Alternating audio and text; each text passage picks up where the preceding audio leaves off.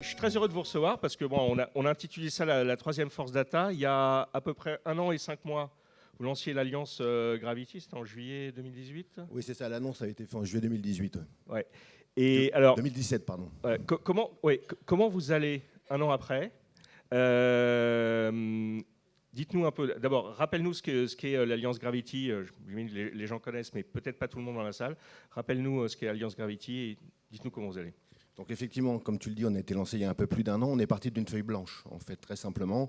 L'idée vient de différents éditeurs français qui sont réunis et qui ont fait un constat sur le marché qui est assez simple. C'est un marché qui est dominé par 2 grands acteurs et les éditeurs pris de manière isolée ont du mal aujourd'hui à répondre aux attentes du marché et l'alliance était en tout cas nécessaire, voire obligatoire. L'ambition de Gravity est simple, c'est de collecter et mutualiser la donnée digitalisée des différents acteurs du marché, des éditeurs, mais pas seulement. On a voulu adjoindre à cette alliance des opérateurs telco, tels que Orange ou SFR, encore une fois pour avoir un actif data qui ne soit pas unique, mais qui soit divers, avec de la data de différentes natures, de la data déterministe, c'est important, c'est clé pour l'âge et le genre, mais aussi du comportement du navigationnel, de la transaction, du search. Donc l'idée, c'est vraiment de s'appuyer sur une richesse très forte qui est la data de l'ensemble de nos partenaires, une data qui est à la fois très riche et très différenciée, pour encore une fois essayer de devenir le leader français des plateformes de ciblage d'audience. C'est vraiment l'enjeu. Leader français, donc périmètre français, leader français du ciblage d'audience. Périmètre français, puisqu'effectivement on est très ancré en France, on travaille avec une grande majorité d'acteurs français, quasiment exclusivement. Et encore une fois, l'enjeu clé, c'est d'émerger sur cet acteur. Le titre de la conférence, enfin de cet événement, c'est la troisième force data. Donc c'est effectivement très clair. On a une ambition qui est très forte. Il faut rester, cela dit, humble. On a encore du temps devant nous. 1 an, c'est court. On a réussi quand même à construire un actif qui est très fort. Au-delà de la capacité d'avoir une data qui soit extrêmement puissante, riche et granulaire, on a quand même d'innovation dessus, puisqu'on travaille aussi sur, je crois que c'est un mot qui est très à la mode ici, l'IA et le machine learning. Très clairement, on a la chance d'avoir des ingénieurs, des data scientists très forts chez Gravity. Et comme on est encore une fois assis sur un actif qui est extrêmement puissant, on travaille sur des modèles assez avancés, encore une fois, de machine learning, d'apprentissage supervisé, qui nous permet d'aller prédire des comportements d'individus par rapport à des données avérées et pour aller enrichir des segments. Et l'ambition, c'est quoi? C'est de les mettre à disposition des annonceurs pour qu'ils aient une volumétrie, une capacité d'activer des campagnes qui soient beaucoup plus larges, tout simplement. Ok.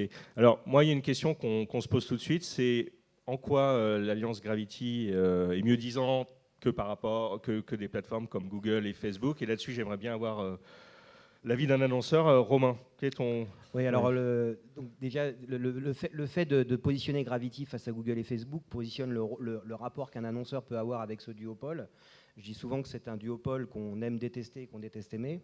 J'ai construit, moi, dans mes précédents parcours, en particulier dans le travel, des relations assez fortes avec ces 2 acteurs, donc je ne vais pas cracher sur l'intérêt qu'ils apportent, et puis ce serait complètement stupide vu le reach qu'ils apportent. Après, un duopole, c'est jamais très bon.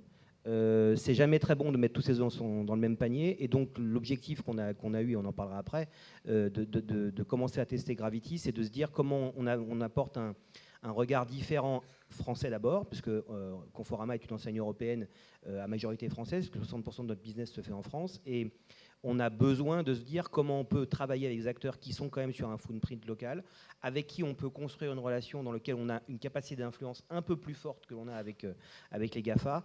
Et donc c'est dans cet objectif-là qu'on a fait un certain nombre de tests avec Gravity pour pouvoir avoir un accès à de l'inventaire important, un reach élevé, que cette logique d'alliance peut permettre versus des deals univoques, enfin unilatéraux avec des acteurs individuels. Alors justement, Franck, est-ce que tu peux nous dire un peu quel est ton reach aujourd'hui et finalement en quoi vous êtes mieux disant? Alors, on a un reach effectivement qui est relativement élevé puisqu'on touche plus d'un Français sur 2 aujourd'hui quand on prend l'audience dédupliquée de tous nos partenaires.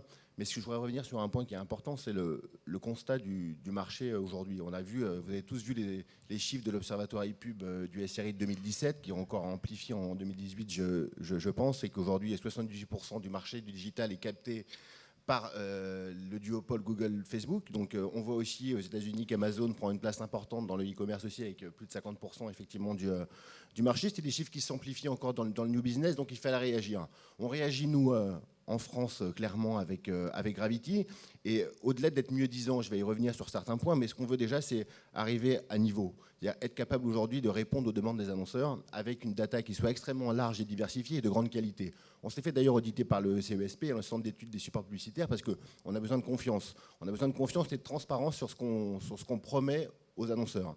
On a la chance, encore une fois, d'avoir un actif très large, qu'on travaille, qu'on raffine, mais il nous faut effectivement le blanc-seing d'acteurs référents sur le marché, indépendants, qui qualifient effectivement la méthodologie de Gravity comme excellente. Et ça, c'est important.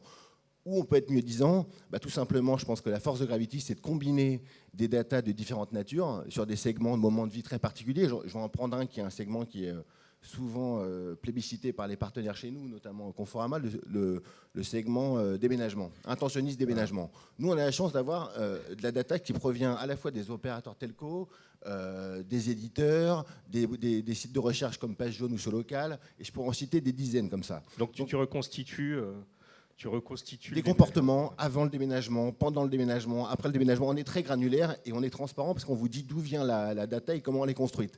Je pense que ce n'est pas le cas sur tout le marché aujourd'hui.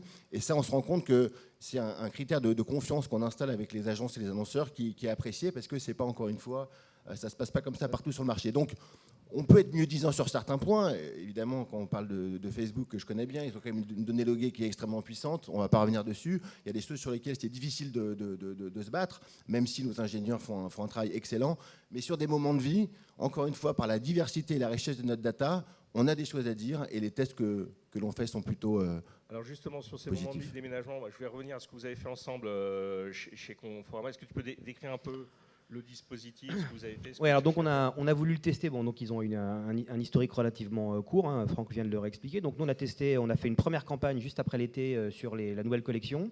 Avec la collection, on a 2 collections par an, une au printemps, une à l'automne, assez classique. Et l'idée était de dire comment on fait travailler cette data dans plusieurs éléments. D'abord les moments de vie. On a parlé de déménagement, on a parlé également d'achat immobilier. Tous ces éléments-là qui sont quand même structurellement impactants dans des achats de meubles, mais également des achats d'électroménager, puisque Conforama a aussi cette problématique double.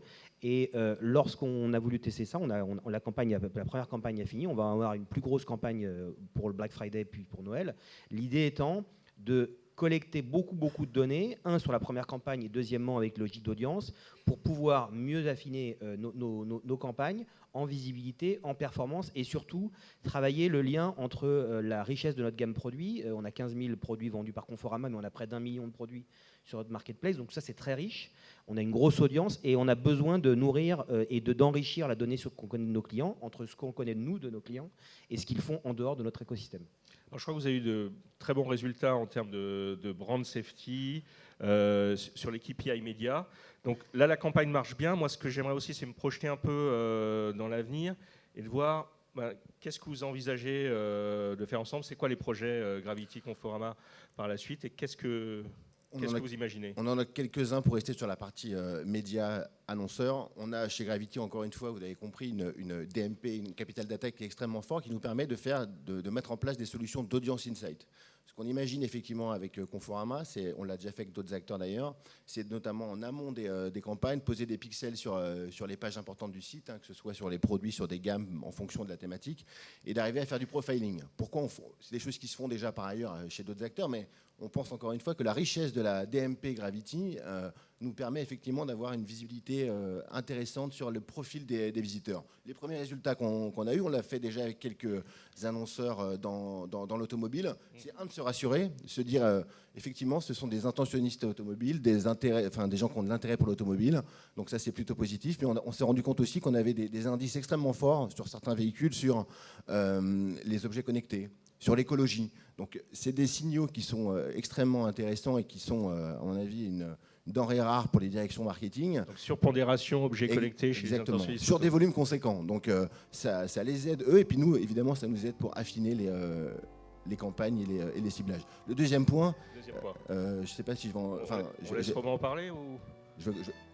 Ouais, le deuxième point, il est plutôt dans la partie inversée, c'est-à-dire que moi, je suis particulièrement moteur, et je suis arrivé il y a 8 mois, et donc dans la transformation digitale du groupe, il y a un sujet data très fort, et il me semble que les e-commerçants de taille comme on est, aujourd'hui on fait partie du top 15 en e-commerce en France, on a un mix entre un modèle média et marchand qu'on doit développer de plus en plus, et donc on devient aussi une plateforme média pour d'autres annonceurs, médias et data, des gens qui sont intéressés par le reach qu'on peut toucher sur la population française.